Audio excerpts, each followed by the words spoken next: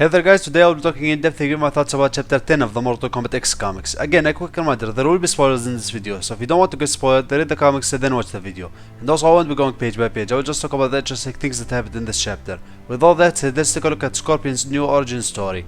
Chapter 10 starts with Raiden fighting Scorpion. It's actually more like Raiden kicking Scorpion's ass, but that's probably because Scorpion is holding back and trying to reason with Raiden. As we know from the last chapter, Raiden has been using the Kamidogo a lot and he's driven mad because of it. And now he says the same nonsense that others who use the Kamidogo say, and like the others who use the Kamidogo, he mentions the blood code. Takeda tries to help Scorpion and stabs Raiden. Turns out that's not a very good idea because Raiden uses his powers of lightning to strike both Scorpion and Takeda. From all of that awesome action, we cut to the Himalaya where Scorpion explains to Takeda that his powers are not a style, but they are a curse. We get to see Scorpion's totally not origin story because they apparently retconned that shit. For those that don't know, in the original timeline, in the more superior one, Scorpion was not even there when his family and clan got slaughtered. He was lying on the ground in the Shaolin temple headless. That story was much better because it gave Scorpion more depth and more reason to seek revenge. Because not only does he blame Sub-Zero, he blames himself as well in the original timeline. He blames himself for not being there to protect his family. But we don't really need good storytelling or depth in Mortal Kombat X, do we? I really don't want to go on a rant, so I'll just tell you guys what I think is going on here near the end of the video. So Scorpion tells Takeda that after his family got slaughtered right in front of his eyes, he didn't pray to the gods, he prayed to fire itself. When Hanzo died, he was sent to the Netherrealm where he kept praying for fire. Quan Chi sensed his rage and answered his calling. He promised Hanzo that he will get justice and that he will get his revenge. All these promises of vengeance consumed Hanzo's heart and consumed his name. We get to see here that they apparently acknowledge what happened in Mortal Kombat 9 when Scorpion killed Sub-Zero, and we can clearly see that Sub-Zero says it was not me.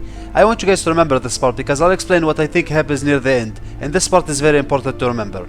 Scorpion tells Takeda that he didn't deserve a second chance and that he thought about committing suicide until a wise man found him. That wise man, as we all know, is Kenshi, who helped Scorpion control his rage and keep his hellfire at bay. Scorpion also explains to Takeda that if he used to use his hellfire for too long, he'd risk destroying himself and turning back into the vengeful wraith he once was. After that, Raiden tells Scorpion that chaos is coming while trying to stab himself with the Kamidogo, and before he could do that, Scorpion teleports and takes the Kamidogo dagger from him. Raiden then says, "That's all of teleporting, Hanzo. How much fire do you have left?" Again pointing to the fact that if Hanzo keeps using his hellfire, he will destroy himself and become Scorpion. Hanzo teleports and attacks Raiden, saying, "Enough for a lifetime," and this is the end of the chapter. Now remember what I told you earlier, that I will explain what I think about this whole thing? Well, here's what I think. Scorpion remembers what Quan Chi wanted him to remember, because like I said, Scorpion was in the Shaolin temple at the time of his death, far away from his family and clan. It's true, however, that Sub-Zero did kill him, but he never killed his family and clan. That was Quan Chi who did that. We will just have to wait and see, but I personally think that they didn't retcon it. At least I hope that they didn't. Also, when Raiden says chaos is coming, that might mean that havoc is coming. At this point, it's all just speculation, but where there is chaos, havoc will be there for sure. These were my thoughts about chapter 10 and the things that happened in it. If you enjoyed the video and want to see more, make sure to hit that like button. And as always guys, stay awesome.